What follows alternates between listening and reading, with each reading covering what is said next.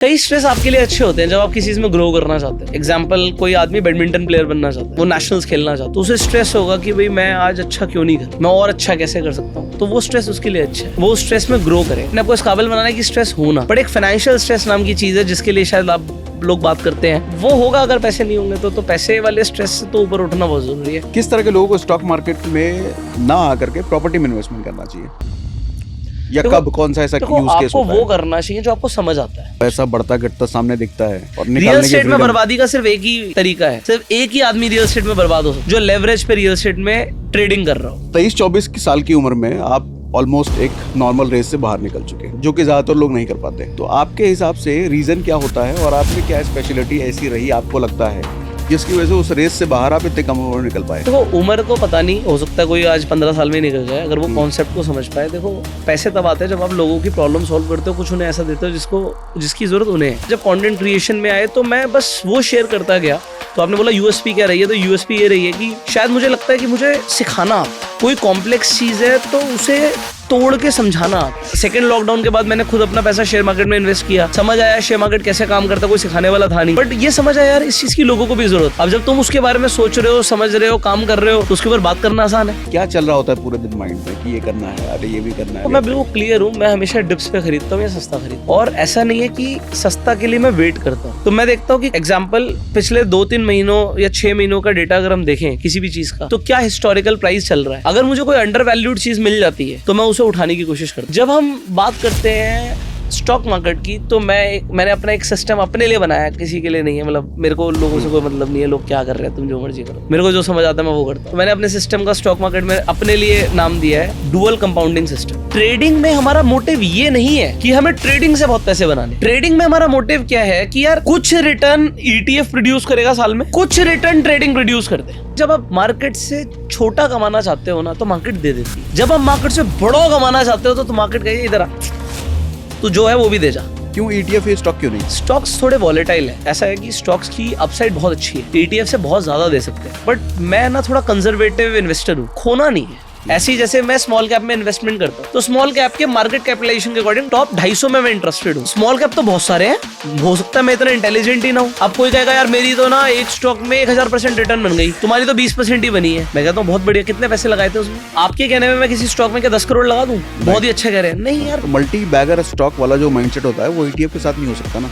ठीक है, कोई प्रॉब्लम नहीं, चाहिए नहीं उतना। अब चाहिए नहीं ना यार, जरूरतें बहुत कम है, 2 रोटी खानी है। मतलब प्राइमरी आपने बोला कि मुझे खोना नहीं है, मल्टी बैगर चुनने में बड़ा रिस्क है, आप जो है वो भी जाएगा। आज हमारे साथ हैं पुष्कर राज ठाकुर और इनकी एक्सपर्टीज पैसों के बारे में है। आपने इनको यूट्यूब पर देखा ही होगा। तो आज इनसे हम प्योर पैसे की बातचीत करने वाले हैं। So here we have. कैसे हो पुष्कर सर आप? बहुत बढ़िया जी, बहुत बढ़िया, thank you so very much. तो आज हम पैसों के बारे में बहुत सारी बातें करने वाले हैं आपसे, मतलब लीजिए। सीखने वाले हैं। जो मर्जी बात कीजिए। तो सबसे पहला सवाल तो मेरे को ये बताओ, ये बहुत सारे लोग जानना भी चाहते होंगे, आपकी उम्र आई गेस 27-28 के आसपास है? यार अब बढ़ भी गया, 29 हो गई। अच्छा 29 हो गए। लेकिन आपकी ये जो जर्नी है पैसे कमाने वाली, मतलब मोटा पैसा कमाने वाली, शायद 24-25 से ही शुरू हो गई थी। मोटा पैसा तो पता नहीं, पर ठीक है, पैसे बना ही रहे हैं। पैसे बने रहे हैं तो मोटा ही कहेंगे उसको? नहीं, अभी तो बहुत कम है। ये डेफिनेशन क्या है मोटा और कम की? कुछ नहीं, जब आपके आपका हिसाब से? सेटिस्फेक्शन लेवल होना चाहिए। मेरे हिसाब से एक आम आदमी जब बिल्कुल जीरो से शुरू करता है, तो आज की सिचुएशन देखते हुए, आज की महंगाई देखते हुए, एक अच्छी लाइफ जीने के लिए मुझे लगता है कम से कम जो इनकम है 1 लाख से 4 लाख के बीच में तो होनी ही चाहिए। ये आप मेट्रो सिटी की बात कर रहे हैं? हाँ, मेट्रो सिटी में एक डिसेंट लाइफ जीने के लिए 1 to 4 लाख आपकी इनकम होनी चाहिए। Anything above 4 lakh is good money. ठीक है। अगर आप 4 लाख से ऊपर बना रहे हो तो आप ज्यादातर चीजें बड़ी आसानी से कर सकते हो। मतलब आपको बहुत ज्यादा नहीं सोचना पड़ेगा, आपकी जरूरतें पूरी हो जाएंगी, बच्चों की फीस चली जाएगी, घर के खर्चे निकल जाएंगे, आप माँ बाप के लिए भी कर पाओगे, वाइफ के लिए भी कर लोगे। तो वो एक डिसेंट अमाउंट होता है अगर आप 1 लाख से 4 लाख कमा रहे हो। एनीथिंग अबव 4 लाख मुझे ऐसा लगता है कि वो एक अच्छा पैसा है। देन आप एक अच्छी नेटवर्थ वाली लोगों के बीच में जा रहे हैं आप। और उसके ऊपर क्या होता है कि फिर एक टाइम होता है, उसके बाद सब नंबर्स होते हैं। क्योंकि आप 5 स्टार में खाना खा लेंगे, एक बिलियनर भी 5 स्टार में खाना खाएगा, ठीक है? उससे ऊपर कहाँ जाओगे? आप मर्सिडीज चला रहे हैं, वो एस क्लास चला लेगा या मेबैक चला लेगा, ठीक है? रोल्स रॉयस वाले रेयर होते हैं इंडिया के रोड्स के हिसाब से। तो कहने का मतलब क्या है कि वो फिर आप उसी लीग में ही हो, आप समझ रहे हो? तो जो आदमी 4 लाख से ऊपर कमा रहा है वो भी वही क्लास को अफोर्ड कर लेता है। तो क्या होता है फिर नंबर्स में हो जाते हैं। हो सकता है आप जहां पर स्पोर्ट्स खेलने जा रहे हो वहां पर शार्क टैंक के जजेस भी वहीं आ रहे हो, कोई बड़ी बात नहीं क्योंकि वो भी वहीं आएंगे। तो एक डिसेंट पैसे कमाने के बाद आप उस लीग में आ जाते हो, उसके बाद नंबर्स हो जाती हैं। फिर बात होती है आपकी वेल्थ क्या है, आप वेल्थ को ग्रो कैसे कर रहे हो, तो फिर वो सब चीजें आ जाती है। लाइफस्टाइल तो 4 लाख के बाद अच्छा हो जाता है। मतलब पैसों की वजह से जितने सारे स्ट्रेस हो सकते हैं वो इनकम स्लैब में आने के बाद वो सब खत्म। हाँ, मतलब बेसिक स्ट्रेस खत्म हो जाएगा। एक लोग कहते हैं ना हम मेडिटेट करेंगे, तो मैं कहता हूँ यार अगर बच्चों की फीस देनी है, लोग क्या होता है जो मॉन्क बनते हैं वो अपनी फैमिली को छोड़ते हैं सबसे पहले, क्योंकि उन्हें रिस्पॉन्सिबिलिटी नहीं चाहिए ना, जो कि हर आदमी के लिए पॉसिबल नहीं है।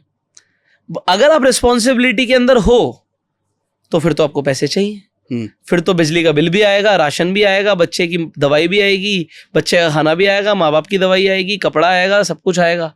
और आप मेडिटेशन कर रहे होगे तो अच्छा नहीं लगेगा ना, एसी चल रहा था और बिजली कट गई, है ना। तो पैसे तो चाहिए, इसलिए मनी इज इम्पोर्टेंट। तो वो जो मैस्लोस का पिरामिड देखते हैं ना कि आप सेल्फ एक्चुअलाइजेशन की स्टेज पर पहुंचते हो, वो आप तब पहुंचते हो जब आपने बाकी के पिरामिड्स के लेवल्स को क्रॉस कर लिया है। ठीक है। मैं जैसे जैनिज्म को बड़ा स्टडी करता हूँ और मैं कई बार बोलता हूँ कि भाई मैंने जैसे जैनिज्म में तीर्थंकर होते हैं जिन्हें मोक्ष मिला, तो आप देखोगे वो सब राजा थे। भगवान राम राजा थे, भगवान कृष्ण राजा थे, है ना, गौतम बुद्ध राजा थे।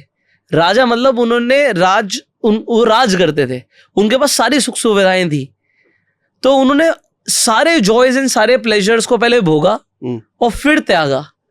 तो मतलब कोई कहे बिल्कुल ही, अगर आप वो कहते हैं ना भूखे पेट भजन नहीं होता, तो खाली पेट तो आपको भगवान भी नहीं मिलेंगे। मतलब आपको वो करना है। आप देखो जितने भी स्पिरिचुअल लीडर्स भी होते हैं ना, सब अमीर होते हैं, पैसे सबके पास होते हैं, नहीं होते तो आ जाते हैं, उसके बिना काम नहीं होता। और वैसे भी पावर अगर चाहिए तो पैसे से ही पावर आएगा। आपको कुछ सोसाइटी में चेंज करना है तो you need power, you need money.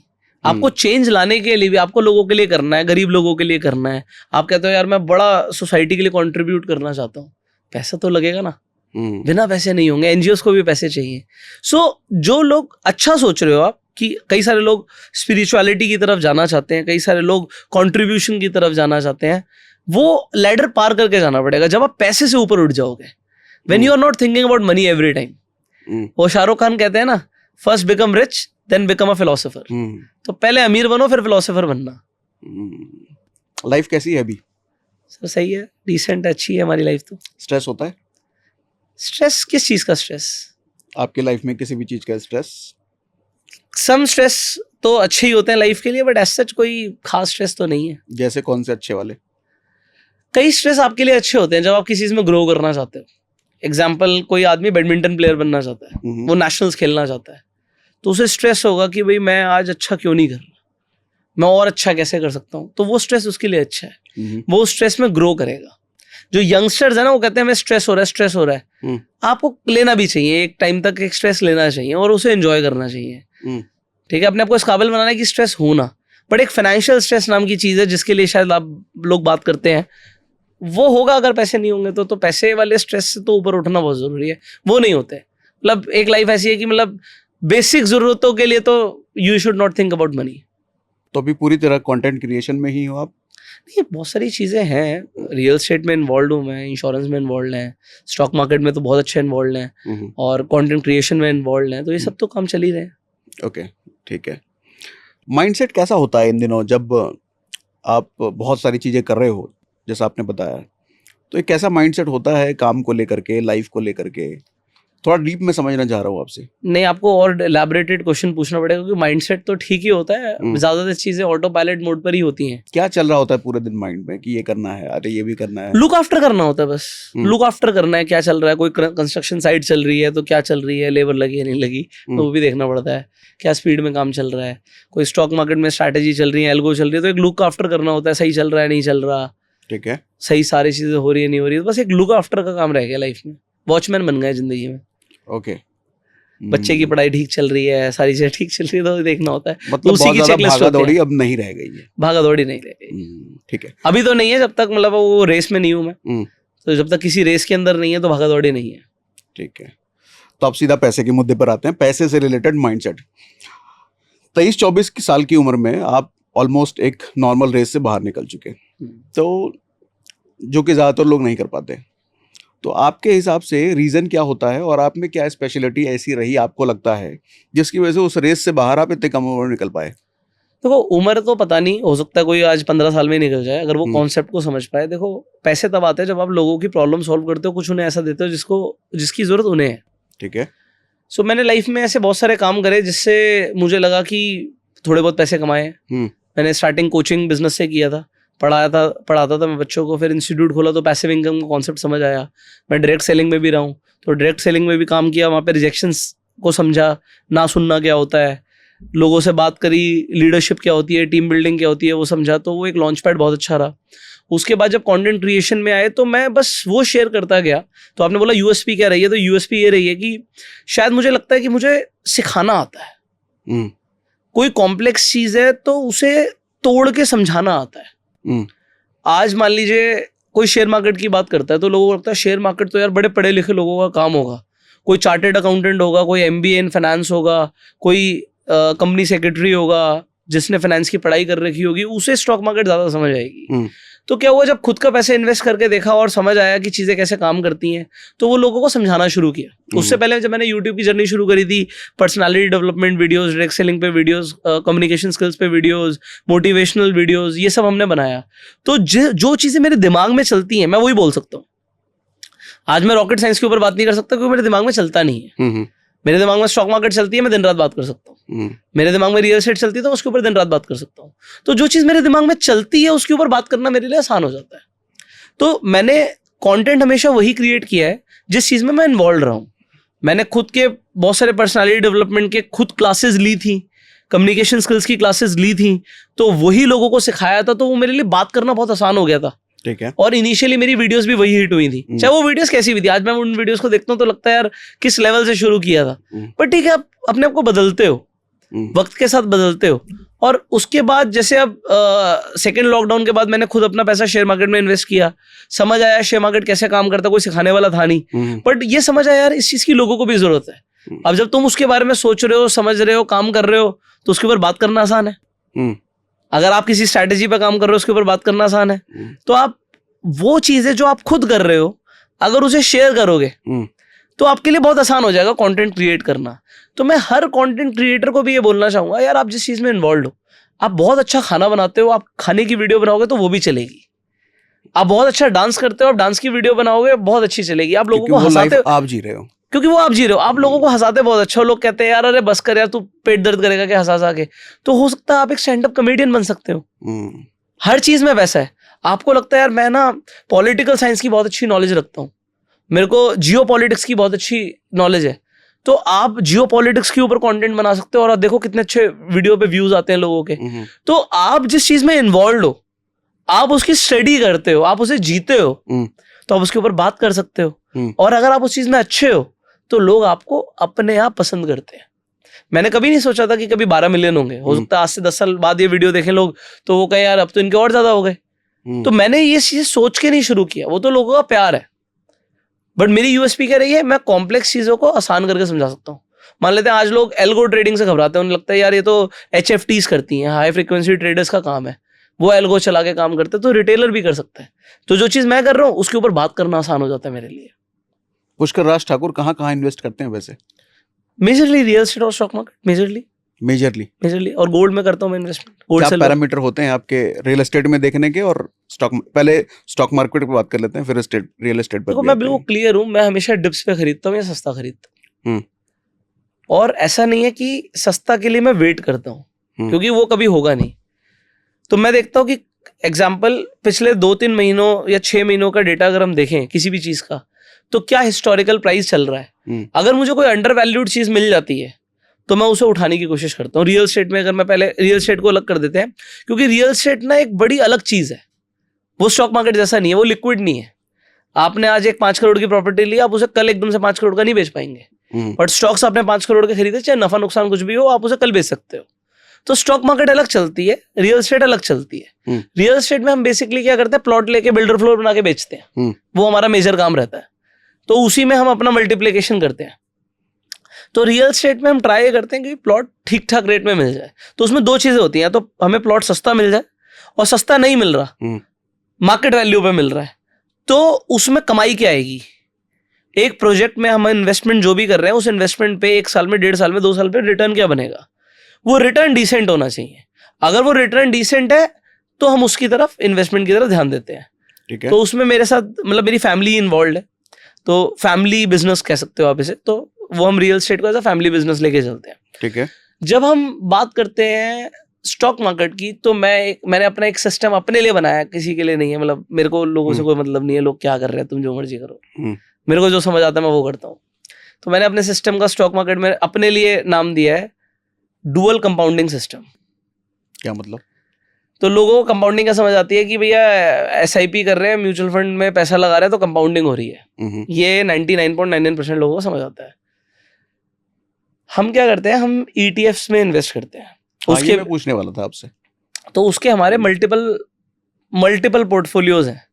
एक प्योर ETF इन्वेस्टिंग का पोर्टफोलियो, जिसमें हम कुछ भी नहीं करते, सिर्फ ETF खरीदते हैं।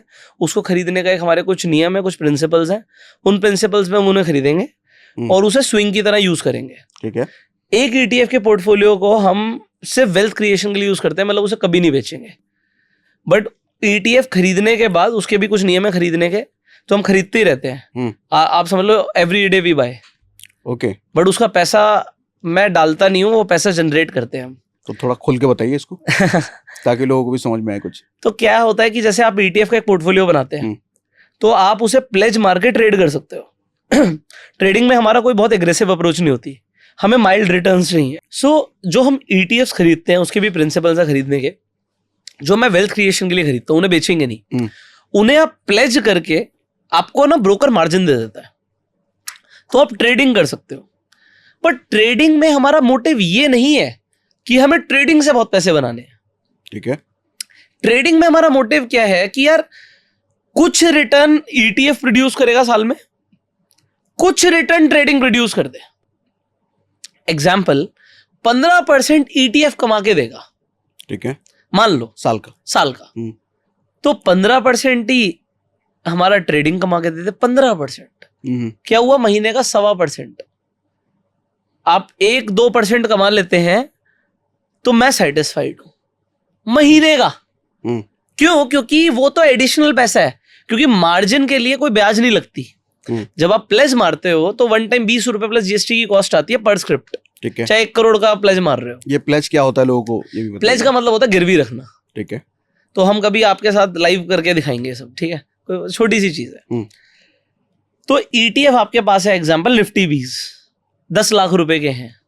आप अपने ब्रोकर पर जाके उसे प्लेज करते हो, तो हेयर कट होता है। हेयर कट ये वाला हेयर कट नहीं होता। हेयर कट का मतलब होता है कितना काट के ब्रोकर पैसे देगा। ठीक है। तो निफ्टी 20 पे 20% का हेयर कट है, मतलब मेजॉरिटी ब्रोकर्स पे। तो 20% काट लेगा और 8 लाख रुपया आपके अकाउंट में दिखेगा, कोलैटरल मनी। ठीक है। वो कोलैटरल मनी क्या है कि आपने अपने बैंक निफ्टी 20 को गिरवी रख दिया ब्रोकर के पास। अगर लॉस होगा तो ब्रोकर बेच सकता है आपके निफ्टी 20। ठीक है। तो लॉस लिमिटेड करने का। तो हमने क्या बोला, जब मेरे को कमाना ही महीने का 1, 2, 3, 4% है मान लो, तो मैं इससे ज्यादा लॉस भी नहीं लूंगा। आप समझ रहे हैं? मेरा महीने में ड्रॉडाउन भी 3-4% से ऊपर का नहीं आ सकता। कमाना भी उतना ही है। तो हम कमाने के लिए ज्यादा, क्योंकि जब आप मार्केट से छोटा कमाना चाहते हो ना, तो मार्केट दे देती है। जब आप मार्केट से बड़ा कमाना चाहते हो तो मार्केट कहिए इधर आ, तू जो है वो भी दे जा। मैंने जो एक्सपीरियंस किया है, आप अपना लालच लिमिटेड रखोगे तो मार्केट बहुत रिवॉर्डिंग है। ठीक है, आप दिन का 1% कमाने जाते हो 1% के लॉस के साथ, तो आप 10 में से 6-7 दिन पैसे बना लोगे। ज्यादा नहीं कमा रहे ना आप। इसका मतलब क्या हुआ? 1 लाख रुपए पे 1,000 रुपए। ठीक है, 1 करोड़ रुपए पे 1 लाख रुपए। अब 1 करोड़ पे 1 लाख, तो 1 लाख तो सुनने में अच्छा लग रहा है, बट 1 लाख पे 1,000 अच्छा नहीं लग रहा। परसेंटेज भाई सेम ही होती है। जब आपके पास थोड़े से पैसे आ जाएंगे तो आपको समझ आएगा, अगर आपका कोई ऐसा डुअल कंपाउंडिंग सिस्टम चल जाए जिसमें आपको ETF के ऊपर 15 की जगह आप 20 भी बना सकते हो, अगर आप चाहो तो। मतलब बैक टेस्टिंग तो कहती है कि बनता है उससे ज्यादा। अगर हम पिछले 15 सालों में देखें तो क्योंकि मैं सिर्फ बैंक बीज नहीं खरीदता या निफ्टी बीज नहीं खरीदता, मैं गोल्ड भी खरीदता हूँ, मैं सिल्वर भी खरीदता हूँ, मैं हैंगसेंग बीज भी खरीदता हूँ, चाइना का इंडेक्स भी खरीदता हूँ, नैस्डैक भी खरीदता हूँ, एमएएच के टेक भी खरीदता हूँ, चाइना का टेक, मून 100 भी लेते हैं। हाँ मॉन 100 भी लेते हैं, तो नैस्डैक हो गया, वो फैंग भी लेता हूँ, मेफैंग हो गया आपका, Facebook, Apple, Netflix, Google, Amazon और बाकी और 5 कंपनियां, तो वो भी खरीदता हूँ। फिर मैं मोमेंटम ईटीएफ भी खरीदता हूँ, ऑटो बीज भी खरीदता हूँ, फार्मा बीज भी खरीदता हूँ, आईटी बीज भी खरीदता हूँ, पोर्टफोलियो बहुत बड़ा है। ठीक है। तो अगर मार्केट घुसती है तो मेरा पोर्टफोलियो ज्यादा नहीं घुसता। एग्जाम्पल, इलेक्शन डे वाले दिन मार्केट घुस रही थी, एफएमसीजी ईटीएफ ऊपर जा रहा था, समझ रहे हैं आप, गोल्ड नहीं गिरा, सिल्वर नहीं गिरा, तो आपका पोर्टफोलियो पूरा नहीं घुसेगा कभी। ठीक है। तो मार्केट में क्या होता है, सब कुछ नहीं गिरता, गिरती मार्केट में भी कुछ शेयर्स बढ़ रहे होते हैं, कोई सेक्टर चल रहा होता है, तो इसलिए आप थोड़े डाइवर्सिफाइड हो जाते हो। ओके, और वो तो वेल्थ क्रिएशन के लिए, तो सोचा ही नहीं कि खरीदा तो बेचेंगे ही नहीं। तो किस स्ट्रेटेजी से आप खरीदते बेचते हो? हर डिप पे, ओनली डिप देखना? Dip, only dip. वो कितना डिप देखते हो? कम से देखो, मैं ये देखता हूँ कि अगर मैं, चलो रूल बता देता हूँ, कोई ऐसी बात नहीं है कि इस रूल से कुछ हो जाएगा। तो मेरा रूल क्या रहता है कि मैं अपना बता रहा हूँ, ठीक है, अगर मार्केट का एक ETF 1% गिरा है, ठीक है, और मार्केट अप ट्रेंड में है, तो मैं 25,000 का खरीदूंगा। मार्केट अप ट्रेंड, ETF 1% नीचे है, और अगर मार्केट डाउन ट्रेंड में है और अब ETF 1% गिरा है, तो मैं पूरा 1 लाख का खरीदूंगा। 1% पे 1 लाख की बाइंग है। इसके पीछे साइकोलॉजी क्या है? तो जब मार्केट गिर रही होती है तब मैं एक्यूमुलेट ज्यादा कर रहा हूँ। मार्केट गिरती जा रही है, अब ये तो पता नहीं बॉटम कब बनेगा, ठीक है, तो मार्केट डाउन ट्रेंड में है, वो गिर रही है, तो वहां पर मैं ज्यादा पैसा लगा रहा हूँ, ETF एग्रेसिवली बाय कर रहा हूँ। 2% गिरने पे 2 लाख का खरीद लिया, 1% गिरने पे 1 लाख का खरीद लिया, 0.5% गिरने पे 50,000 का खरीद लिया, खरीदते जा रहा हूँ, वहां पे एक्यूमुलेशन बड़ा हो गया। अब मार्केट चलती है, तो आपको मैं एक मैथमेटिक्स ऑफ स्टॉक मार्केट के ऊपर बात करते हैं, क्योंकि मैं स्कूल में मैथमेटिक्स में कमजोर था, बट जब से पैसे कमाने शुरू करे, अब मैं बिल्कुल, मेरी मैथमेटिक्स बहुत अच्छी है। सर, आप 1 लाख रुपए से ट्रेडिंग कर रहे थे, आपका लॉस होता है 50% का, तो कितने का लॉस हो गया? 1 लाख का 50% तो आधा हो गया, 50,000 का लॉस हो गया। तो आप मान लीजिए ऑप्शन बायर थे, आपका 1:1 था, एग्जाम्पल कोई ट्रेड, तो 50,000 आएगा, 50,000 जाएगा, ठीक, 1 लाख रुपए पे जब आप थे, 50-50%, 50% कमाऊंगा, 50% दूंगा। 1 लाख पे 50,000 रुपए घुस गया, तो 50,000 बना। अब अगर आप दोबारा ट्रेड मारेंगे और 50,000 पे फिर से आपका प्रॉफिट हो गया 50% का, 25,000, तो आप अभी भी 25% के लॉस में। बिल्कुल सही है। हाँ। अब मेरी बात करो, लोग ज्यादातर क्या करते हैं, टॉप पे बाय करते हैं, ये स्टॉक मार्केट का नियम है। ज्यादातर लोग टॉप पर पैसा लगाते हैं और ज्यादातर लोग बॉटम पे खाली करते हैं। ठीक है, मैंने वो सब छोड़ दिया, मुझे नहीं पता टॉप क्या बॉटम क्या है। मेरे को तो बस परसेंटेज ऑफ ETF देखना और देखना निफ्टी डाउन ट्रेंड में है, निफ्टी अप ट्रेंड में है। अब मैंने क्या किया, मैंने अपना नियम बनाया कि जब निफ्टी डाउन ट्रेंड में होगा, अब हो सकता है मार्केट 50% घुस रही हो, ठीक है, अब आप मेरी बात को समझना। अब रेयर बात करते हैं, अभी वो वाला क्रैश किसी ने देखा नहीं है, वो कोविड के बाद क्रैश ही नहीं देखा लोगों ने मार्केट में, क्रैश होता है क्या पता ही नहीं है लोगों को, बट एक दिन तो आएगा भाई, एक दिन तो मार्केट 30% घुसेगी। एक दिन नहीं घुसेगी, एक हफ्ते में, एक महीने में घुस जाएगी, क्योंकि क्रैश तेज आते हैं। ठीक है, मान लो 1 साल के अंदर निफ्टी 50% गिर गई, 1 साल में मान लेते हैं, तो किसी ने टॉप पे 1 करोड़ रुपए लगाया था, सागर जी, 1 करोड़ रुपए का क्या हो जाएगा अगर 50% मार्केट घुस गई तो? मान लेते उसको निफ्टी बीज ही थे, कितना हो जाएगा 1 करोड़ का? 50 लाख गया उसका, 50 लाख गया, वो 50 लाख पे बैठा है। अब मार्केट पूरा रिकवर करेगी, है ना, पूरा रिकवर करेगी। 50 लाख से 1 करोड़ पे आने में समय लगेगा उसको। समय, अब परसेंटेज की बात करो, गिरा 50% था, ऊपर जब जाएगा तो वो 100% होगा। मान लेते हैं निफ्टी 25,000 पर है, 25,000 से गिरी, ठीक है, और वो आ गई 12,500 पर, तो गिरी तो 50%, बट जब वो 12,500 से बढ़ी 25,000 पे गई तो कितने % ऊपर गई? 12,500 से 25,000, तो फिर 100% गई वो। राइट। तो सर मैंने पैसे कहां डाले थे? 25,000 पे नहीं, मैं ऊपर कम बाइंग कर रहा था, 1/4 पे बाइंग कर रहा था, ठीक है, और मैं दबा के पैसे लगा रहा था जब मार्केट डाउन ट्रेंड में थे नीचे। तो मैं बॉटम तो नहीं पकड़ पाया, 12,500 पे एवरेजिंग नहीं आएगी मेरी, बट मेरी एवरेजिंग हो सकता है 16,000 17,000 पर आ जाए।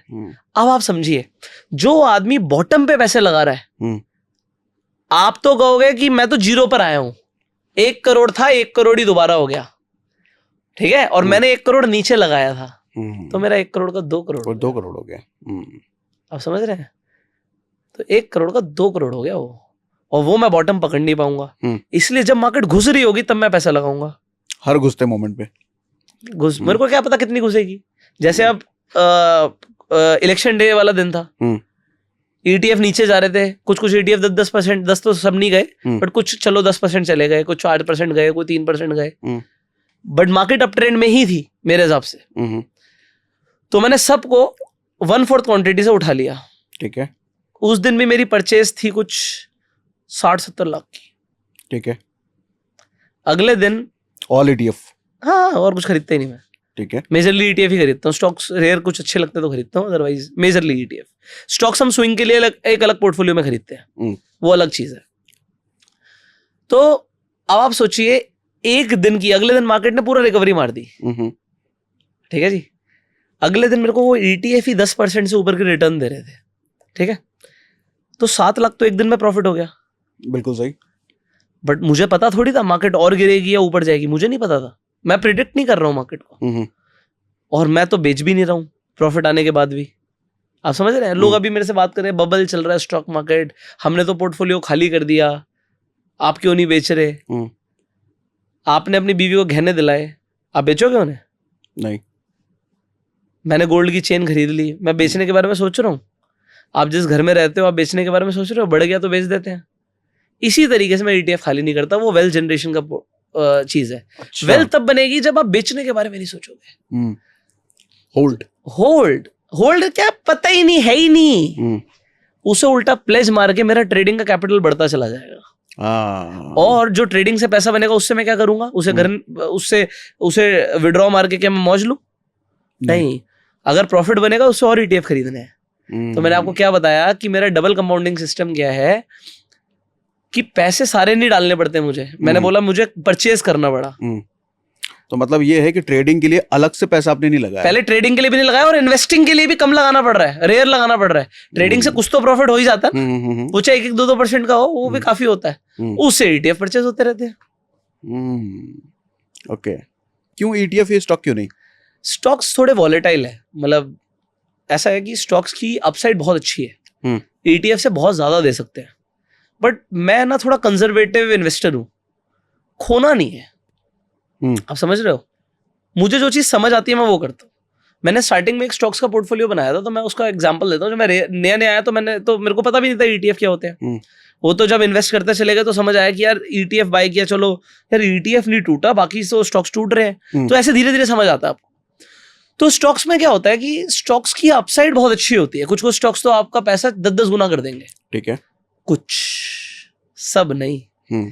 तो आप चाहे कितने अच्छे स्टॉक पिकर हो, अगर आप 10 स्टॉक पिक करोगे, मैं गारंटी दे रहा हूं 10 के 10 नहीं चलेंगे सर। बहुत अच्छे हो तो 10 में से 5 चल जाएंगे। समझ रहे हो आप? लेकिन क्या ETF सारे चलेंगे? डेटा तो यही बोलता है, क्योंकि ETF एक इंडस्ट्री को रिप्रेजेंट कर रहा है, एक सेक्टर को जो हम खरीद रहे हैं, एक सेक्टर है। तो होता क्या कि वही, मान लीजिए मैं ऑटो 20 खरीद रहा हूँ, टाटा और महिंद्रा बहुत अच्छा कर रहे हैं, मारुति उतना अच्छा नहीं कर रही एग्जाम्पल, लेकिन सेक्टर तो बढ़ेगा, बट गाड़ियां तो बिकेंगी ना। तो अगर मारुति अच्छा नहीं करेगी तो हो सकता है कल को ऑटो 20 से बाहर निकल जाए, भगवान ना करे, पर हो सकता है बाहर निकल जाए। तो कोई और अच्छी कंपनी आ जाएगी, कल को कोई नई कंपनी और अच्छा कर जाए, टेस्ला जैसी कंपनी इंडिया में भी तो बन सकती है कल को कोई, फिर वो ऑटो का पार्ट बन जाएगी। तो मैं तो सेक्टर खरीद रहा हूं, मुझे फर्क नहीं पड़ रहा स्टॉक, क्योंकि आपको एग्जांपल देता हूं, निफ्टी 50 इंडिया की टॉप 50 कंपनियां by market capitalisation on NSE। तो UPL उसका एक पार्ट हुआ करता था, अभी रिसेंटली बता रहा हूं मैं आपको। बट हुआ क्या कि UPL इतना अच्छा परफॉर्म नहीं कर रहा था, उसकी मार्केट कैप कम गई, शेयर परफॉर्म नहीं कर रहा था, तो अब निफ्टी 50 से बाहर हो गया, और श्रीराम फाइनेंस ने उसकी जगह ले ली। तो टॉप मार्केट कैपिटलाइजेशन के हिसाब से जो टॉप शेयर्स होंगे 50, वही टिकेंगे निफ्टी में। तो आपको शेयर नहीं देखना, आपको देखना टॉप 50 कौन से। ऐसे ही जैसे मैं स्मॉल कैप में इन्वेस्टमेंट करता हूँ तो स्मॉल कैप के मार्केट कैपिटलाइजेशन के अकॉर्डिंग टॉप 250 में मैं इंटरेस्टेड हूँ। अब स्मॉल कैप तो बहुत सारे हैं, हो सकता है मैं इतना इंटेलिजेंट ही ना हूं। अब कोई कहेगा यार मेरी तो ना एक स्टॉक में 1000% रिटर्न बन गई, तुम्हारी तो 20% ही बनी है। मैं कहता हूँ बहुत बढ़िया, कितने पैसे लगाए थे उसमें? आपके कहने में मैं किसी स्टॉक में क्या 10 करोड़ लगा दूं? बहुत ही अच्छा कह रहे हैं। नहीं यार, मतलब ऐसा लगेगा कि यार आपको उसे डाइवर्सिफाई करना है। हर आदमी कहेगा अरे स्टॉक कैसा थोड़ी होता है, हम 10 20 30 स्टॉक का पोर्टफोलियो बनाएंगे, तो भैया ईटीएफ ही खरीद लो। जब आप 30 स्टॉक्स पिक करने वाले हो तो ईटीएफ ही खरीद लो और ईटीएफ का पोर्टफोलियो बना लो। तो ईटीएफ को प्रमोट करने वाले, मतलब इंटरनेट पे बहुत सारे लोग अलग अलग चीजें प्रमोट करते हैं। मैं वो चीज प्रमोट करता हूँ जो मैं खुद करता हूँ। आप समझ रहे हैं? मैं खुद करता हूँ, मुझे वो अच्छा लगता है, इसलिए मैं बोलता हूँ यार ईटीएफ इन्वेस्टिंग अच्छी इन्वेस्टिंग है। एक्सपेंस रेशियो भी कम है, म्यूचुअल फंड की तरह एग्जिट लोड भी नहीं है। आप अपने सामने अपना प्राइस सिलेक्ट कर सकते हो कि किस प्राइस पे मुझे बेचना है, लिमिट ऑर्डर लगा के बाय कर सकते हो। बेस्ट है। तो मल्टी बैगर स्टॉक वाला जो माइंडसेट होता है वो ईटीएफ के साथ नहीं हो सकता ना? ठीक है, कोई प्रॉब्लम नहीं है।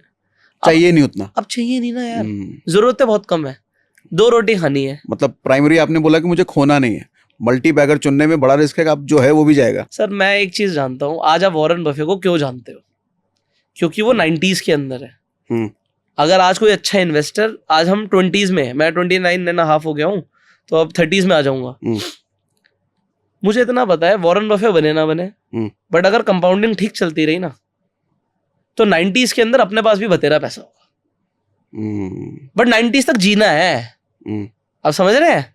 राकेश झुनझुनवाला जी बहुत शानदार इन्वेस्टर थे, थोड़ा कम जिए, थोड़ा और जीते तो बहुत मजा आता। आप समझ रहे हो? तो अगर आप कंपाउंडिंग को टाइम दोगे ना, उससे बढ़िया कुछ नहीं है। और मैं क्या बात कर रहा था, 15% ईटीएफ देगा, अगर 15% ट्रेडिंग दे 30% हो गया, सारे म्यूचुअल फंड फेल कर दिया आपने, सारे फेल कर दिए। इसलिए अपन रिलैक्स्ड है। कोई कह रहा है मैंने ऑप्शन बाइंग में भैया इतने बनाए, इतने 10 लाख के 1 करोड़ कर दिए। भैया मैं 10 करोड़ के 100 करोड़ नहीं कर पाऊंगा, मैं आता ही नहीं है। इतना बड़ा रिस्क नहीं ले सकते। छोटा छोटा रिस्क लेके छोटा छोटा पैसा बना के लॉन्ग टर्म में पैसा बन जाएगा, एंड उसे हम एंजॉय कर रहे हैं। और साल का जो प्रॉफिट बनेगा उसका 5% निकाल के एंजॉय कर लेंगे। ठीक है। जब हम 90s में जाएंगे ना, आपसे 5% खर्च नहीं होगा। 90s छोड़ो, आप कंपाउंडिंग का कैलकुलेशन करना, आप बड़ा करते हैं कैलकुलेशन। तो अगर कंपाउंडिंग 30% से होने लग गई ना, और कोई आम आदमी भी है महीने का, अगर वो कहे जी बहुत एग्रेसिव तरीके से मैं 50,000 रुपए इन्वेस्ट कर लूंगा, तो 50 साल के जब हो गए ना, तो 5% प्रॉफिट नहीं खर्च कर पाओगे, संभाल नहीं पाओगे, इतना बड़ा पैसा होगा वो खर्च ही नहीं होगा। कहोगे यार मैं 5 स्टार में तो रुक ही रहा हूं, अब इसके अलावा क्या करूं? मैं बिजनेस क्लास में जा रहा हूं, चल फर्स्ट क्लास में चला जाता हूं, और क्या करूं? इतना पैसा होगा तो टाइम तो दो। पर बात क्या है, लोगों को 50 साल में अमीर नहीं बनना, लोगों को 5 दिन में अमीर बनना है। फिर आप स्टॉक मार्केट से दूर रहो, आप कसीनो जाओ। मैं कभी कभी कसीनो जाता हूँ, मैं सच बता रहा हूँ, कभी कभी, और एक ही चीज खेलता हूँ मैं, रोले मुझे आता नहीं, अभी ब्लैक जैक और पोकर वोकर अभी आता नहीं। अपनी मैथमेटिक्स सब समझ आती है। मेरी कुछ मैथमेटिकल कैलकुलेशन है, मुझे पता है मुझे कितना कमाना है और कितने खोने पे खड़ा हो जाना है। ऐसा नहीं है कसीनो में लॉस नहीं होगा, बट मैं ज्यादातर टाइम कसीनो में जाके फन के लिए खेलता हूँ और आधे घंटे के अंदर प्रॉफिट करके खड़ा हो जाता हूँ, जितना मुझे करना होता है। समझ रहे हैं आप? ठीक है। और अगर लॉस हो गया तो आज का दिन नहीं था फिर कभी, और वो साल में 1-2 बारी कभी होता है, किसी जगह पे गए, वहां पे कसीनो था तो खेल लिया। तो कसीनो खेलने में भी मजा आता है। अगर आपको आधे घंटे में पैसा चाहिए तो कसीनो करो, स्टॉक मार्केट में मत आना, दूर रहना, क्योंकि आप लोग फिर स्टॉक मार्केट को बदनाम करोगे, क्योंकि ये कसीनो नहीं है। म्यूचुअल फंड के बारे में क्या पर्सपेक्टिव है? अच्छा है, आम आदमी के लिए बहुत अच्छा है। नहीं, अभी बिल्कुल बंद कर दिया। क्यों? Only ETF? Only ETF. अब अपग्रेड कर लिया। मतलब अब कुछ लोग कहेंगे यार आपने म्यूचुअल फंड पे इतना बताया, इतनी वीडियोस बनाई, क्या वो बेकार है? बेकार नहीं है, अच्छा है। ऐसा नहीं है अच्छा नहीं है। जैसे मैं अपना बताता हूँ, मैं म्यूचुअल फंड को प्लेज नहीं मार पा रहा था। मार सकते हो, कई ब्रोकर आपको ऑप्शन देते हैं, मेरे ब्रोकर के पास वो ऑप्शन नहीं था। देते हैं कुछ ब्रोकर? हाँ, कुछ ब्रोकर देते हैं। ओके। तो आप म्यूचुअल फंड को प्लेज रेयरली कर पाते हो, और फिर मैंने बोला वो डुअल कंपाउंडिंग वाला सिस्टम नहीं काम कर रहा था, इसलिए मैं ईटीएफ करता हूँ। ऐसा नहीं म्यूचुअल फंड बेकार है, आप अपना जॉब से पैसे कमा रहे हैं, आप हर महीने म्यूचुअल फंड में पैसे डाल रहे हैं, कोई प्रॉब्लम नहीं है। वो वही एएमसी, एचडीएफसी का म्यूचुअल फंड है, एचडीएफसी का ईटीएफ एग्जांपल। ठीक है। तो भाई मैं कोई गलत सही नहीं बोल रहा, बट कुछ ज्यादा अच्छा है कोई कम अच्छा है, किसी के कुछ एडवांटेज है कुछ डिसएडवांटेज है। तो ETF के ज्यादा एडवांटेजेस लगे मुझे, जैसे एग्जिट लोड नहीं है, एक्सपेंस रेशियो कम है, रियल टाइम प्राइस ट्रैकिंग है, लिमिट ऑर्डर पे आप जाकर ट्रेडिंग कर सकते हो, ट्रेडिंग मतलब इन्वेस्टिंग कर सकते हो, खरीद सकते हो बेच सकते हो, तो स्टॉक की तरह प्राइस मूवमेंट होता है ETF का, इसलिए मैं ETF को प्रमोट करता हूँ कि ETF इन्वेस्टिंग अच्छी इन्वेस्टिंग है। मैंने खुद पहले म्यूचुअल फंड से बहुत पैसे बनाए हैं, जोड़ता गया, प्रॉपर्टी लेनी थी बेच दिया म्यूचुअल फंड, प्रॉपर्टी में इन्वेस्टमेंट कर दी, कोई प्रॉब्लम नहीं है, पैसा जुड़ गया ना उससे, तो म्यूचुअल फंड से पैसा जुड़ जाता है। ठीक है, तो किस तरह के लोगों को म्यूचुअल फंड में जाना चाहिए, किस तरह के लोगों को ETF में, अगर क्या आप माइंडसेट वाले लोगों को? अगर आप खुद से रोज जाके बाइंग कर सकते हो तो ETF करो। अगर आपको लगता है यार पैसे कट जाएंगे अपने आप हो जाएगा तो म्यूचुअल फंड करो, क्योंकि उसमें कुछ देखना नहीं है। ETF SIP भी अब कई ब्रोकर्स इन फ्यूचर लेकर आने वाले हैं, स्टॉक SIP और ETF SIP बोलते हैं उसे, तो आप उसे सेट कर दोगे तो वो ETF अपने आप एक डेट पे एक टाइम पे बाय हो जाएगा। बट उससे बेटर तो क्या है, फिर आप म्यूचुअल फंड ही कर लो। आप ETF तब करो जब आप देखते हो जैसे मेरी स्ट्रैटेजी है बाइंग ऑन डिप्स, गिरेगा तो खरीदूंगा, और मैं परसेंटेज वाइज खरीदता हूँ। मैं लोगों को बोलता हूँ आप परसेंटेज वाइज मत करो, अभी देखो मुझे महीने का 10,000 इन्वेस्ट करना है और 20 दिन मार्केट खुलती है और एक ही ETF खरीदना है, आपने कहा बैंक 20 खरीदूंगा मैं, तो आपने क्या किया, दिन का 500 रुपये निकाल लिया, आज मार्केट नेगेटिव है, आज खरीद लिया 500 का, कल नहीं थी, कल ऊपर थी नहीं खरीदा, अगले दिन नीचे थी अब 1,000 का खरीद लिया।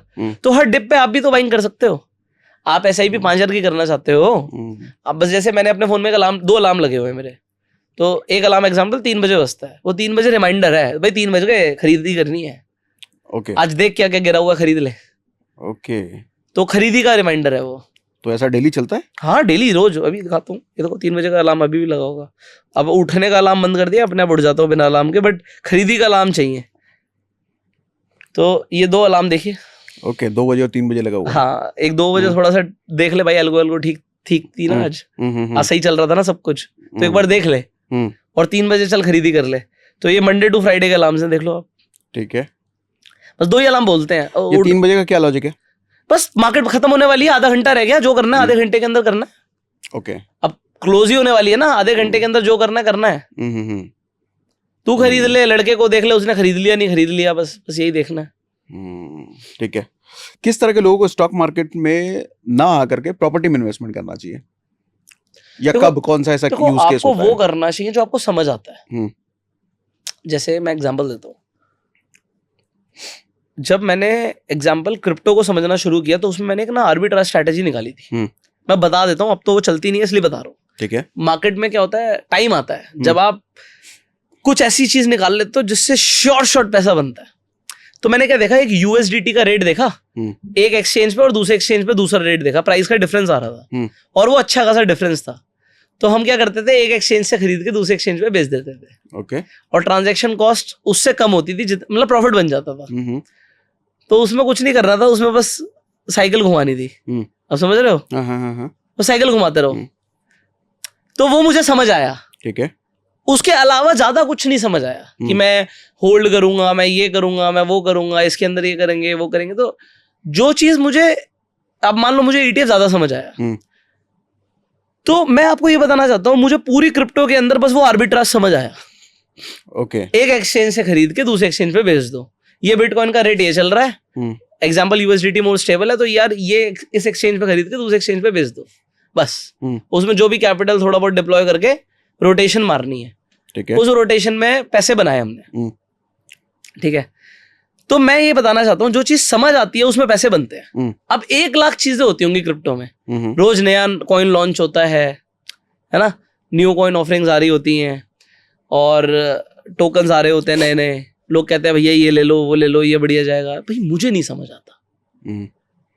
मुझे क्रिप्टो के अंदर भी ऑप्शन ट्रेडिंग समझ आती है, वो कोई प्रॉब्लम नहीं है। ठीक है, मुझे कुछ चीजें समझ आती है, कुछ चीजें समझ नहीं आती। तो जो चीज समझ नहीं आती वो नहीं करने का। मैं कई लोगों को जानता हूं जो स्टॉक मार्केट से बिल्कुल दूर है बट बहुत अमीर है, उन्हें अपना मैन्युफैक्चरिंग बिजनेस बहुत अच्छा समझ आता है। कई लोग मैं ऐसे जानता हूं जो इंपोर्ट एक्सपोर्ट का बिजनेस करते हैं, उन्हें बहुत अच्छा समझ आता है इंपोर्ट एक्सपोर्ट का बिजनेस, उन्हें कोई दुनिया से लेना देना नहीं है, पता है हमारा बिजनेस बेस्ट है। समझ रहे हैं आप?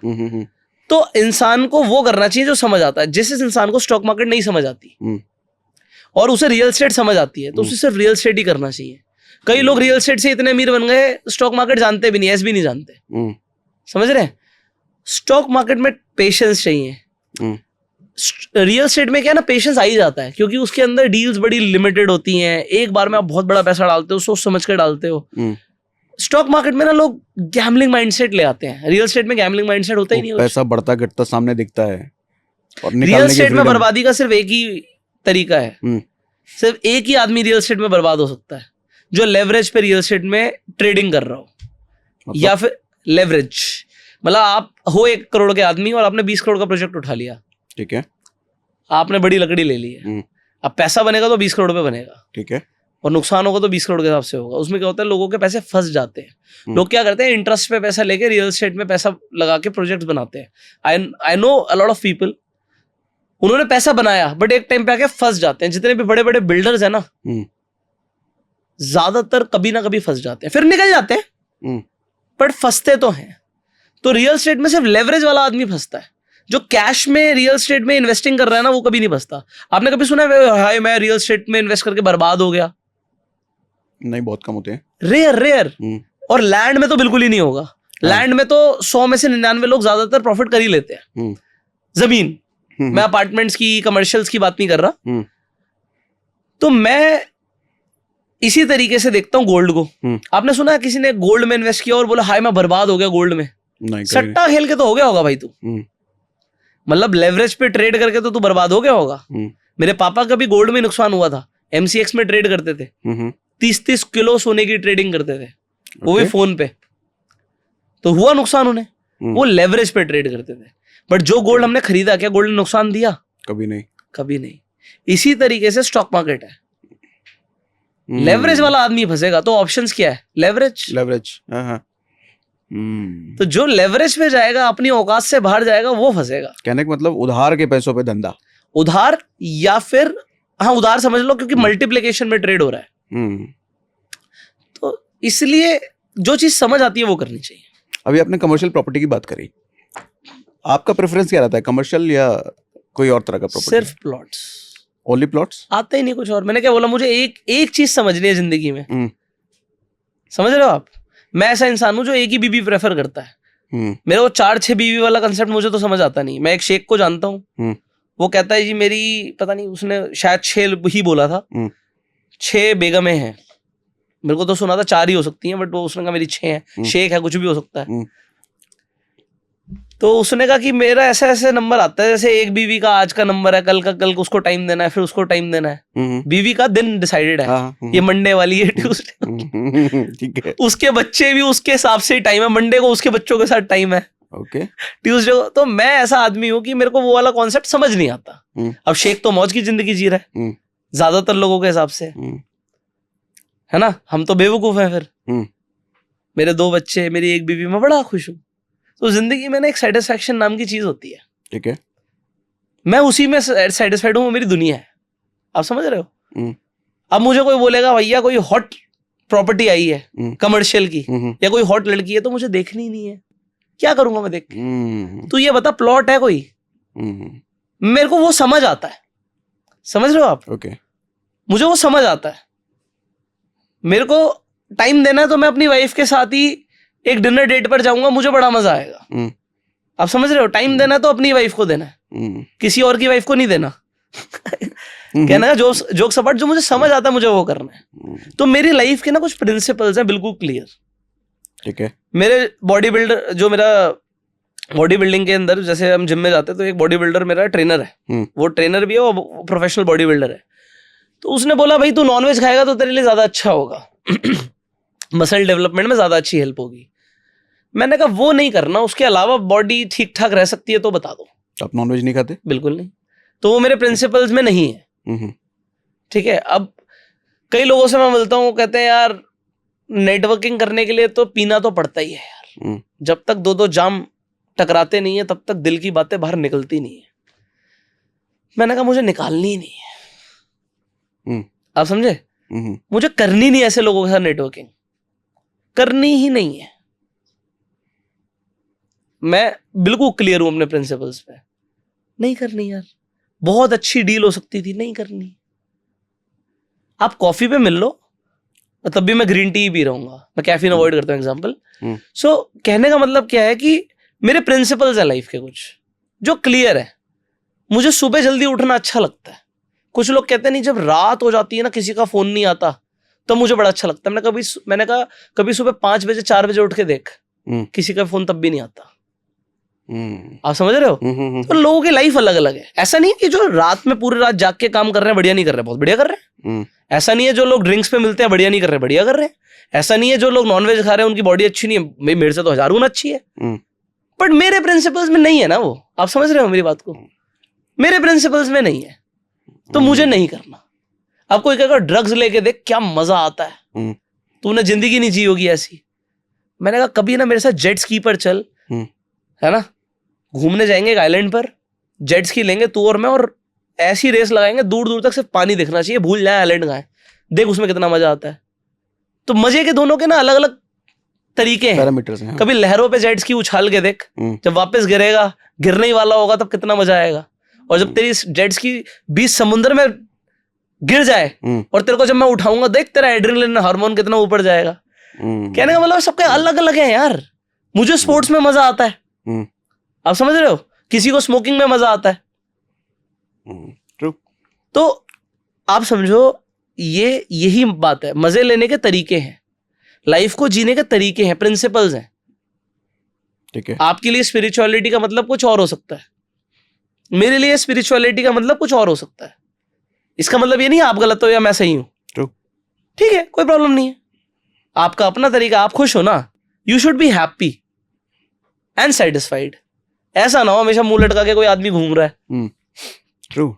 आपने जैसे भी सीधा प्लॉट के बारे में बात करी, तो कुछ टेक्निकल फैक्टर आपने एनालाइज करे होंगे प्रॉपर्टी के दूसरे टाइप के वर्सेस प्लॉट। यार प्लॉट में ना कभी नुकसान नहीं होता। मैं कॉमर्स नहीं थी मेरे पास, बट मैंने एक कॉमर्स स्टूडेंट से बात करी थी 11th स्टैंडर्ड में, तो उसने बोला हमें पढ़ाया गया लैंड इज नॉन डेप्रिशिएबल। इसका मतलब है लैंड पे डेप्रिसिएशन नहीं होता, लैंड के रेट नहीं गिरते हैं। आपका नुकसान हो सकता है, आपने मार्केटिंग में पीक आ गया था तो आपने लैंड में खरीद लिया, हो सकता है आप कुछ साल उस रेट पे नहीं पहुंच पाए, कोई प्रॉब्लम नहीं है। बट ऐसा नहीं होगा कि 20 साल के अंदर लैंड ने पैसे नहीं दिए। अभी पिछले 3-3 सालों में लैंड के रेट तो डबल ट्रिपल हुए हैं, दिल्ली एनसीआर में तो खासकर। और लैंड क्या ना बड़ा सब्जेक्टिव मैटर है।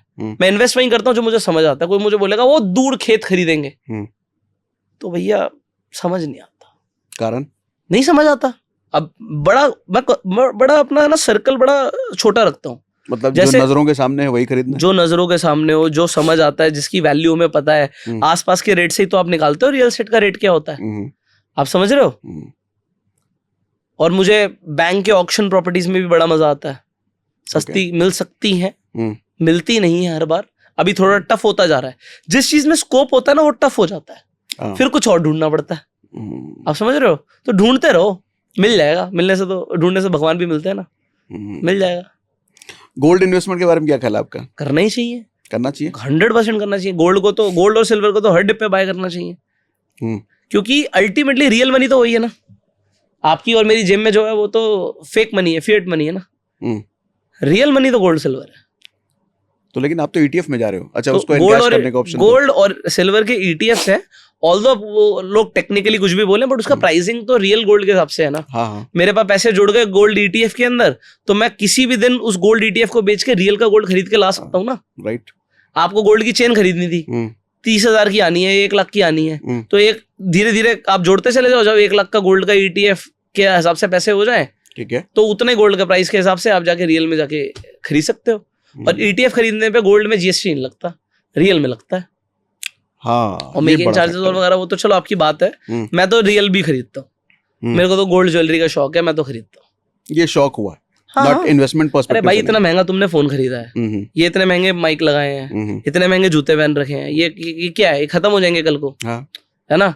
मेरी गोल्ड की जो चेन आ रही है वो आज हो सकता है 12% मेकिंग पे आ रही हो, 3% का जीएसटी भी दिया, ठीक है, 15% चला गया। 1 साल 1.5 साल मैं मान लूंगा कि गोल्ड से कुछ नहीं कमाया, बट उसे मैं पहन तो सकता हूँ ना। और ये आपका फोन चला जाएगा, ये माइक चला जाएगा। अगर मैंने चीज संभाल के रखी है तो कहीं जाएगी नहीं। और हम तो मतलब कई लोग होते हैं, हम गोल्ड की ज्वेलरी कहाँ पहनेंगे, भाई मैं तो पहन लेता हूँ यार। मैं तो खरीदता हूँ और उसे बदल बदल के पहनता हूँ, और मैं अपनी बीवी को भी खरीदवाता हूँ और उसे बदल बदल के पहनवाता हूँ। भाई हमें वो अच्छा लगता है। आप एक बात बताओ ना, आपने महंगा ब्लेजर क्यों खरीदा? सिर्फ आपको अच्छा लगे? नहीं, आप भी लोगों को अच्छे लगो, इसलिए खरीदा आपने। बिल्कुल।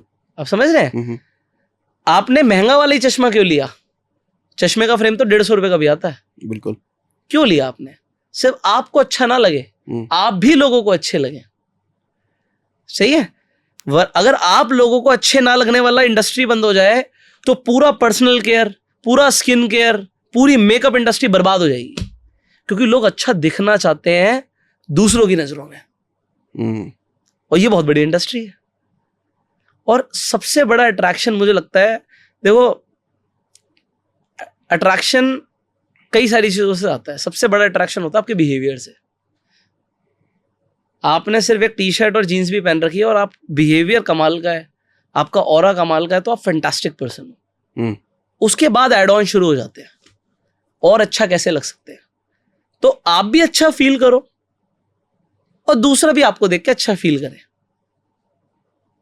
तो बस इसलिए गोल्ड ज्वेलरी एक बहुत अच्छी एसेसरी है। महंगे महंगे कपड़ों से बढ़िया है गोल्ड की आइटम ही खरीद लो ना। आज की डेट में मैं देखता हूँ गुची की टी शर्ट पहनते हैं लोग, है ना, एलवी के जूते पहनते हैं, 1-1 लाख रुपए के जूते आते हैं। जो बेल्ट खरीदते हैं एलवी की 60-50-60 से शुरू होती है, और रियल में खरीदते हैं लोग। गोल्ड नहीं खरीदते यार। टी शर्ट तो फट जाएगी भाई, 5 बार 10 बार 20 बार 30 बार पहनने के बाद फटने लग जाएगी, फेड होने लग जाएगी। गोल्ड कहीं नहीं जाएगा, दोबारा से पॉलिश कराओ फिर से चमक जाएगा। हाँ बिल्कुल। आप समझ रहे हो? तो मैंने ऐसा सीखा है, मैं ऐसा समझता हूँ, मैं ऐसा मानता हूँ। हो सकता है मैं गलत हूँ। कोई कहे गोल्ड क्या इन्वेस्टमेंट होती है, भाई अपन खुश हैं यार। आप समझ रहे हो? अपन जो इन्वेस्टमेंट कर रहे हैं उसमें खुश है। कोई कहे ज्वेलरी चोरी हो सकती है, कोई छीन सकता है, हाँ रिस्क है। अब गली में मैं सूट पहन के चेन पहन के गली में थोड़ी घूमूंगा मैं। मुझे पता है मेरी एंड टू एंड डेस्टिनेशन क्या है, और ऐसी जगह पे रहते हैं जहाँ पे सेफ्टी है, ठीक है, फिर वहां पे आप पहन सकते हो। जहाँ पे सेफ्टी नहीं है तो भैया मैं इसे भी जेब में डाल लेता हूँ तुरंत। तो डर तो लगता ही है ना। बिल्कुल। तो डर तो होता ही है। मैंने अपने सामने अपनी दादी की चेन स्नैचिंग होते हुए देखी थी। मैं बहुत छोटा था तब, तो दादी की चेन ऐसे खींच के ले गया था, दादी के बिल्कुल यहाँ पे निशान आया था। तो मेरे को पता है कि ये सब तो इंडिया में होता ही है, इंडिया के पूरे वर्ल्ड में होता है। हाँ पूरे वर्ल्ड में होता है। तो आपको वो चीजों का तो ध्यान रखना पड़ेगा। ठीक है। गोल्ड में एक और ऑप्शन आता है सॉवरेन गोल्ड बॉन्ड। मैं इन्वेस्ट नहीं करता। नहीं? पूरे सारे इन्फ्लुएंसर सॉवरेन गोल्ड बॉन्ड। क्या पैसा बनाया तुमने 10 साल में, दिखाओ जरा। पॉइंट, लिक्विडिटी नहीं है, जरूरत पड़ गई लॉक इन है उसमें। बिल्कुल। गोल्ड क्यों खरीदते हैं? कभी जरूरत पड़ गई, कभी भी बेच दो। और मैंने आपको बोला डुअल कंपाउंडिंग सिस्टम, मेरे रिटर्न से ऊपर तो सॉवरेन गोल्ड बॉन्ड दे ही नहीं सकता। मैं गोल्ड खरीदता हूँ, उसे प्लेस मारता हूँ, ट्रेड करता हूँ, मेरी 30% की रिटर्न है। कौन सा सॉवरेन गोल्ड बॉन्ड की 30% की रिटर्न है? नहीं हो सकता, हो ही नहीं सकता। और आप खरीद के फंस गए। खरीदा कभी? खरीदो। अभी लोगों को बोल रहे हो खरीदो खरीदो, पूरी दुनिया खरीद रही है। बुरी, मैं नहीं कह रहा बुरी चीज है, बुरी और अच्छी तो कुछ है ही नहीं, वो आपकी सोच है। आपको पैसों की जरूरत नहीं है, बहुत बढ़िया, लॉक इन हो रहा है। बट मैं नहीं करता तो मैं नहीं बोलता। आप समझ रहे हो? मैं इन्वेस्ट नहीं करता। देखो फाइनेंस की बातें हम कर रहे हैं, कौन है एक फाइनेंस इन्फ्लुएंसर जिसके खुद के फाइनेंस सही हो? आप समझ रहे हो मेरी बात को? रियल हार्डकोर बात बोल रहा हूं। तुम्हारे खुद के फाइनेंस सही है। मैं डेट फ्री हूं इस वक्त, डेट नहीं है, ठीक है, कोई टेंशन नहीं है। Debt free in the sense, अभी बोल देता हूं, एक भाई को ऑडी दिलाई थी तो उसकी एक ईएमआई जाती है। वो क्यों ले ली कि चल यार एकदम से कैश नहीं खर्च करते तो ले ली, वरना तो मतलब सिर्फ एक गाड़ी की किस्त के अलावा कोई किस्त नहीं है जिंदगी में। ठीक है। औ वो किस्त की जरूरत नहीं थी। आप समझ रहे हो? मेरा बिल्कुल क्लियर है। लग्जरी तब खरीदो कम से कम 5 बार 10 बार उसे रियल में कैश में खरीद सकते हो, औकात रखते हो तो जाके कुछ खरीदना लग्जरी। आप समझ रहे हो? अगर आप एलवी की एक ही बेल्ट खरीद सकते हो तो आप एलवी डिजर्व ही नहीं करते, आप नहीं खरीद सकते। आप 5 बेल्ट एक साथ खरीद सकते हो, फिर खरीद लो। आप आईफोन खरीद सकते हो ईएमआई पे? नहीं। आप कैश में 5 आईफोन खरीद सकते हो, फिर आईफोन खरीद लो रियल में। मतलब देखो ये थोड़ा सा मतलब शायद गलत डायरेक्शन में जा सकता है, क्योंकि ये शो ऑफ जैसा साउंड कर रहा है मुझे खुद, बट मैं शो ऑफ करना नहीं चाहता। मतलब उससे कुछ मिलेगा नहीं। आप समझ रहे हो? शो ऑफ किया है कि मेरे पास है नहीं और मैं आके बोल रहा हूँ यार ये है, ये देखो, ये वो, तो वो अब उस स्टेज से ऊपर आ चुके हैं। आप समझ रहे हो? आपको शो ऑफ करने की जरूरत नहीं है जिंदगी में। उल्टा यार कुछ नहीं है। आईफोन रखना शो ऑफ नहीं है, औकात ना होना और फिर आईफोन रखना वो शो ऑफ है। हाँ, 15,000 की सैलरी पे आईफोन रखना शो ऑफ है। True. और आपको पता है ज्यादातर आईफोन ईएमआई पे आते हैं। हाँ। वो तो आपको पता है, डेटा बोलता है। तो मैंने कहा रियल फाइनेंस के ऊपर कौन बात कर सकता है, कौन सिखा सकता है, जिसके खुद के फाइनेंसेस सही हो। मैंने क्या रियल एस्टेट में पैसा बनाया, वेल्थ बनाई? हाँ भाई बनाई, वेल्थ ही उसी से बनी है। आज आपके सामने बैठे हैं तो इसलिए बैठे हैं क्योंकि कुछ किया है। आप समझ रहे हैं? रियल एस्टेट में पैसा बना, हाँ भाई बना, बन रहा है, सही चल रहा है, अच्छा चल रहा है। और अच्छा चल रहा है इसलिए बोल रहे हैं कि अच्छी चीज है। आप समझ रहे हैं? जो चीज से मेरा मुनाफा हुआ, गोल्ड खरीद के मेरा मुनाफा हुआ, हाँ हुआ। क्या फिजिकल गोल्ड खरीद के मेरा मुनाफा हुआ? हाँ बिल्कुल हुआ। तो उस चीज को बताने में कोई बुराई नहीं है। आप समझ रहे हैं? और चीजें तब खरीदी जाएं लग्जरी वाली जब आप उसे मल्टीपल टाइम्स अफोर्ड कर सकते हो, तो कोई प्रॉब्लम नहीं है। कुछ लोग कहते हैं यार luxury is a show off. यार जब तुम्हें फर्क ही नहीं पड़ता तब वो शो ऑफ नहीं है। आप समझ रहे हो? आज आपके लिए रेस्टोरेंट में 10,000 का बिल आ जाए तो आपको फर्क भी नहीं पड़ेगा, बट एक टाइम हुआ होगा क्योंकि आपने जीरो से शुरू किया, तो आप मेन्यू का राइट हैंड साइड देखते होगे। हाँ बिल्कुल। जब मेरी शादी हुई ना तो मैं रेस्टोरेंट में जाके अपने लिए सूप और सैलड ऑर्डर करता था। तो कई लोग कहते थे यार 5 स्टार में आके तो सूप और सैलड, ये भी कुछ खाने की चीज होती है? खाना है तो पास्ता खाओ, लजानिया खाओ, पिज्जा खाओ। पैसे खर्च कर रहे हो तो लगे तो सही वर्थ इट है। ये क्या पत्ते पे पैसे लगा रहे हो?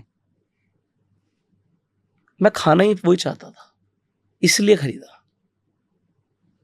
इसलिए नहीं खरीदा कि वो सस्ता है या महंगा है। वो फाइनेंशियल फ्रीडम है। मैं पीना ही सूप चाहता हूं, मुझे कोई डबल चॉकलेट फ्रेपेचिनो नहीं पीनी, मेरा मन नहीं है। समझ रहे हैं? मैं पीना वो चाहता हूं, इसलिए वो मेरे लिए महंगा नहीं है। मेरे को टी शर्ट कंफर्ट दे रही है, अब वो किस ब्रांड की है ये फर्क नहीं पड़ रहा। आपसे सस्ती टी शर्ट पहन रखी है मैंने अभी इस वक्त, बता सकता हूं मैं आपको। आपसे बहुत सस्ती टी शर्ट पहन रखी है मैंने इस वक्त, क्योंकि वो मुझे कंफर्ट दे रही है, मुझे बड़ा अच्छा लग रहा है। आप समझ रहे हैं? तो ये आपको थोड़ा सा टाइम के बाद, मतलब मुझे ऐसा फील होता है कि लग्जरी अच्छी है, खुद को अच्छी लग रही है, आप ले सकते हो, आप ले लो। अदरवाइज उसे शो ऑफ के लिए नहीं लेना, आपके कंफर्ट के लिए इसलिए लेना है। बस ये वाली बात है। तो एक चीज बताओ पुष्कर सर, आप मतलब मुझे जो समझ में आया कि आप बहुत क्लियर हो अपने थॉट को लेकर के, अपने लाइफ को लेकर के, डिसिप्लिन को लेकर के। अच्छा, डिसिप्लिन से याद आया, डिसिप्लिन कितना इंपॉर्टेंट है? क्या आप डिसिप्लिन्ड हो?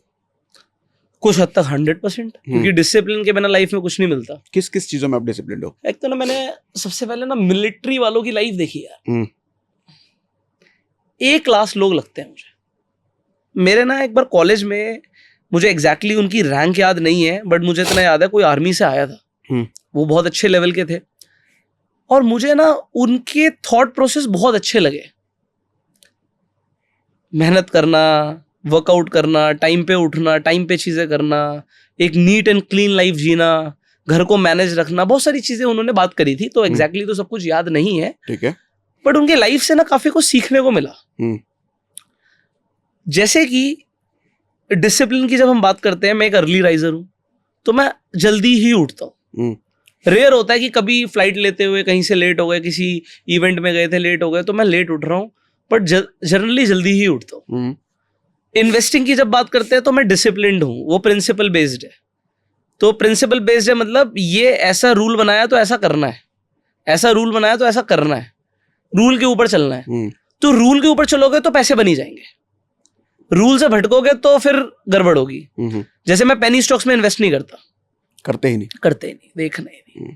आप मुझे बोलोगे भाई इनसाइडर है, ये पक्का 1 का 100 होगा, 1 का 100 होगा, चाहिए ही नहीं। कोई सॉलिड टिप मिली फिर भी नहीं, चाहिए ही नहीं। सॉलिड हो, खुद कंपनी का मालिक आके बोल दे तो मेरे को चाहिए ही नहीं। आप समझ रहे हो? नहीं चाहिए। जैसे हम एल्गो ट्रेडिंग करते हैं, डिसिप्लिन के बिना पैसा नहीं बनता। लोगों को लगता है स्ट्रैटेजी होती है, स्ट्रैटेजी इसकी वो वाओ स्ट्रैटेजी, इसकी वो स्ट्रैटेजी। मुझे ज्यादा टाइम नहीं हुआ, अभी आज की डेट में 3.5 साल के आसपास हो गए होंगे स्टॉक मार्केट में इन्वॉल्व हुए। तो मैंने एक ही चीज सीखी है, स्टॉक मार्केट में पैसा बनता है डिसिप्लिन से, रिस्क मैनेजमेंट से, उसके अलावा कुछ नहीं है। सारी स्ट्रैटेजी चलती है, हर स्ट्रैटेजी का दिन आता है, बायर के भी दिन आते हैं, सेलर के भी दिन आते हैं। पैसा बनेगा रिस्क मैनेजमेंट से। स्टॉक मार्केट में मैं बोलता हूं सिर्फ 4 ही चीजें हो सकती हैं आपके साथ, बड़े ध्यान से सुनिएगा, बड़ा मजा आएगा। पहली चीज आपके साथ क्या हो सकती है, आपको छोटा नुकसान हो गया जो आप सह सकते थे, कोई प्रॉब्लम नहीं है। पहली चीज हो गई नुकसान हो गया छोटा। दूसरी चीज क्या हो सकती है, छोटा मुनाफा हो गया, ये भी हो सकता है। तीसरी चीज क्या हो सकती है, बड़ा मुनाफा हो गया, बड़ा अच्छा लगेगा, बिग प्रॉफिट। और चौथी चीज आपके साथ क्या हो सकती है, बड़ा नुकसान हो गया, बस यही नहीं करना है, बाकी तीनों चलेंगी, छोटा लॉस, छोटा मुनाफा, और हमने लास्ट में बोला बड़ा प्रॉफिट, वो भगवान की देन है। बस बड़ा नुकसान नहीं होना चाहिए। आप पैसे पक्का बनाओगे, कम बनाओ ज्यादा बनाओ, कोई कंपटीशन है क्या? मुझे आपसे कंपटीशन है, आपको मुझसे कंपटीशन है, या हमें राकेश झुंझुनवाला से कंपटीशन था, या किसी और से कंपटीशन, कोई कंपटीशन में जी रहे हो क्या? Money is a very subjective matter. कोई आदमी 15,000 बनाता है, उसके हिसाब से अपनी लाइफ जी रहा है, वो सेटिस्फाइड है, वो बहुत अच्छा आदमी है। उस आदमी के कंपैरिजन में जो 15 लाख बना रहा है वो सेटिस्फाइड नहीं है भाई, वो परेशानी में है, वो स्ट्रेस लेके जी रहा है, क्योंकि और की भूख तो कभी खत्म नहीं होगी। मैं कहता हूं वो आदमी जो और दूसरी लड़की की तरफ ढूंढता रहेगा ना, उसकी लाइफ अच्छी नहीं हो सकती। एक के पास आके सेटिस्फाई हो जाओ ना। इसी तरीके से लाइफ के कुछ प्रिंसिपल्स बनाओ, ये करने से मेरे मन को शांति मिलती है, मेरी आत्मा तृप्त रहती है, मैं अच्छा फील करता हूं, इसलिए मैं ये करता हूं। सुबह उठने से मुझे अच्छा लगता है, एक्सरसाइज करने से मुझे अच्छा लगता है, स्पोर्ट्स खेलने से मुझे अच्छा लगता है, अच्छा खाना खाने से मुझे अच्छा लगता है। नॉनवेज मैं नहीं खाता क्योंकि मुझे वो अच्छा नहीं लगता। मैं शराब नहीं पीता क्योंकि वो मुझे अच्छा नहीं लगता। मैंने स्मोक नहीं किया कभी जिंदगी में, ना कभी करूंगा, क्योंकि वो मेरे प्रिंसिपल्स में नहीं है। तो कुछ चीजें आपको बनानी पड़ेंगी और फिर उन पे अमल करना है। अब कुछ चीजें आज भी मेरे अंदर है जैसे जो अच्छी नहीं है, जैसे मेरे को मीठा बड़ा पसंद है और मुझे पता sugar is a poison, but कभी तो छोड़ूंगा सर। सो एक दिन उस पर भी ठानेंगे और सोचेंगे जिंदगी में इसकी तरफ नहीं देखना, या बहुत रेयर कर देना इसे। तो मेरी भी कुछ गलत आदतें हैं, बहुत सारी आदतें गलत हैं जो धीरे धीरे मैं उन पर काम कर रहा हूँ। मेरे लिए मुश्किल है, मुझे कुछ चीजें बहुत ही पसंद है क्योंकि वो मुझे अच्छा लगता है, बट वो मेरे लिए ठीक नहीं है। तो अच्छा लगता है और ठीक नहीं है, ये पता होना भी एक बहुत बड़ी बात है। स्मोकिंग अच्छी तो लगती है बट ठीक नहीं है आपके लिए। रात को पूरी रात नेटफ्लिक्स देखनी आपको अच्छी तो बहुत लगती है बट आपके लिए ठीक नहीं है।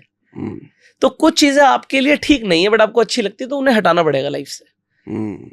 जैसे मैंने बोला कि मेरे को मीठा खाना अच्छा लगता है, अब मुझे शौक है घेवर का, भाई बरसात का मौसम चल रहा है, ससुराल वाले भेज देते हैं, अब डब्बा डाइनिंग टेबल पे दिखता है घेवर का तो मन ललचा जाता है मेरा भी। अब वहां पर मैं डिसिप्लिन लूज कर देता हूँ। तो ये एक एग्जाम्पल दे रहा हूं मैं आपको। मुझे हलवा बड़ा पसंद है, हर तरीके का हलवा बड़ा पसंद है। अब घर में बन गया तो फिर मेरा भी मन ललचा जाता है। पता है अच्छा नहीं है इतना हमारे लिए, बट ठीक है, सम टाइम अभी उस पर भी वर्क करेंगे। So there are lot of things जिस पे मुझे भी काम करना, जो मुझे आज भी नहीं पता, शायद 1000 कमियां होंगी मेरे में, बट उन पे काम करेंगे फॉर श्योर। वंडरफुल, मज़ा आया। इनफैक्ट बहुत सारी चीज़ें मुझे सीखने को मिली अबाउट फाइनेंस ऑल्सो, और जो आपने डिसिप्लिन वाली बात बोली, और अपने थॉट को क्लियर रखना है। कुछ चीज़ें करनी है तो करनी है, नहीं चाहिए तो नहीं चाहिए, चाहे कितना भी बड़ा प्रलोभन उसमें आ जाए। हाँ, बिल्कुल चाहिए ही नहीं चाहिए। Wonderful, thank you Pushkar Raj Thakur. और वैसे तो हम ऑफ स्क्रीन बहुत सालों से एक दूसरे को जानते हैं, बट ऑन स्क्रीन काफ़ी कम दिखे हैं। So thanks for coming. Thank you so very much. Thank you.